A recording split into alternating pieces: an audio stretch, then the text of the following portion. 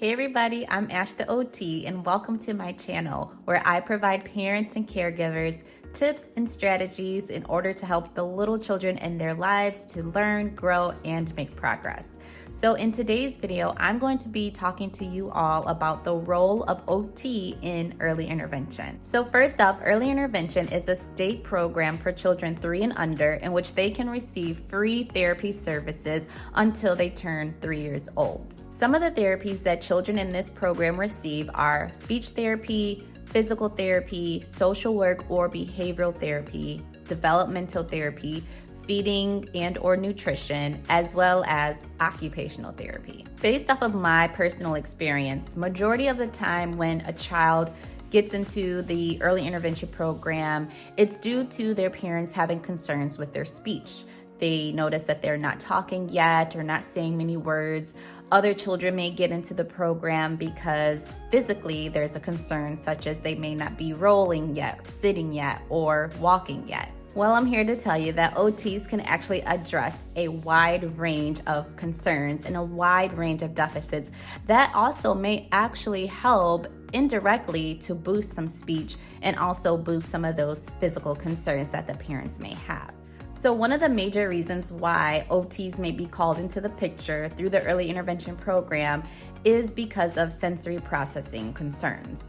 So what this looks like is the child may have a really hard time sitting and attending, or the child is one that's kind of always on the go, can't sit still.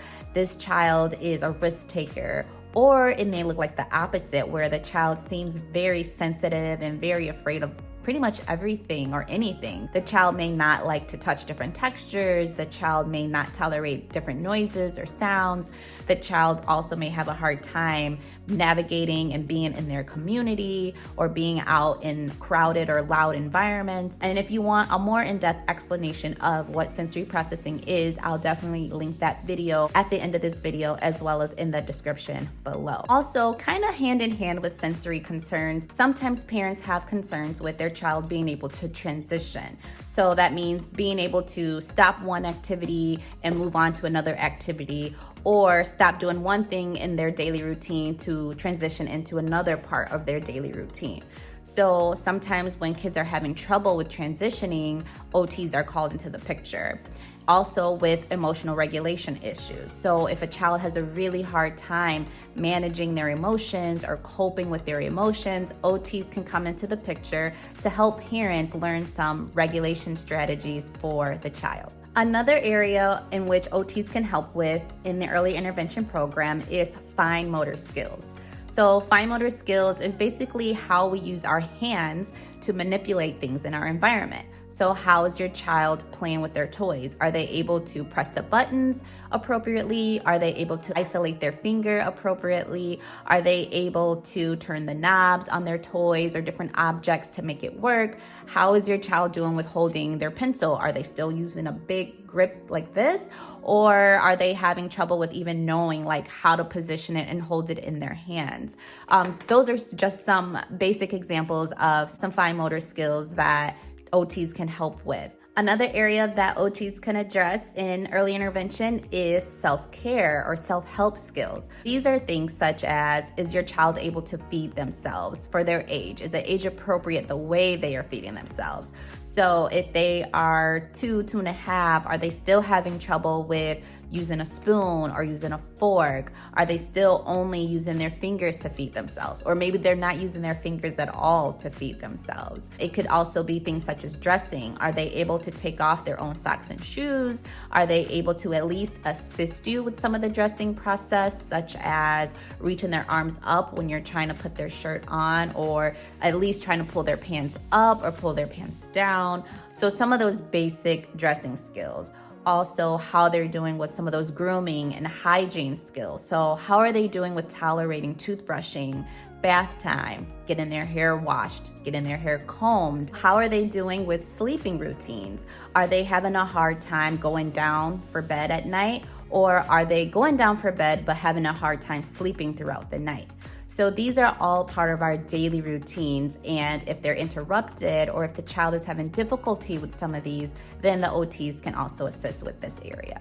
OTs can also assist with play skills and social skills. OTs can help children to understand how to play with their toys, as well as how to play with each other if they have siblings or if they are going to be around peers their age. They can also help with things such as turn taking or sharing. So some of those basic social and play skills that every child needs, especially as they get a little bit older and transition into that school or daycare setting. Another area that OTs can assist with in early intervention is pre-education, as well as those pre-academic skills. So teaching kids how to match certain things, match colors or match shapes, so that they are able to do things such as puzzles and shape sorters. OTs can help with things such as pre-writing skills. So teaching a child how to make a vertical line, how to draw a horizontal line, how to draw a circle, so that when it's time for school, they'll have the basics down for learning how to write letters.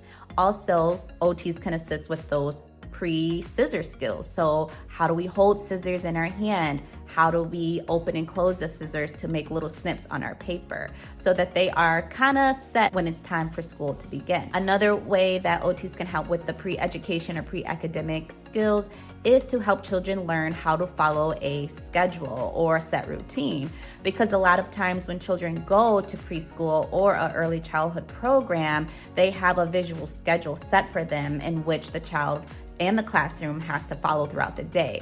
So being able to follow that schedule ahead of time is a great way to prep that child for this new setting that they may be entering. And last but definitely not least, another role that OTs play in early intervention is to help children navigate their community settings. So how is a child doing in the daycare setting, if that's where they have to be during the daytime while parents work? How is that child navigating just being out in the environment, such as going outside or playing at the park or playing in the playground or going to the library? So helping a child to be able to actively and effectively participate in some of these settings is another role that OTs can take in EI. If after watching this video, you feel that you still want to learn a lot more about OT and what OTs do and whether or not your child could benefit from OT, I will also link another video in the description below, as well as at the end of this video, that you can watch to help you decide whether or not you think your child may benefit from OT services. So thank you guys for watching. I hope this video was very helpful for you all, and I hope it gave you a better idea of all the different areas in which OT can assist your child, especially if they are in the early intervention program. So thanks for watching, guys, and don't forget to subscribe and like and share this video, and also hit the notification bell so that you are aware every time I post a new video. Thank you guys so much, and until next time, bye.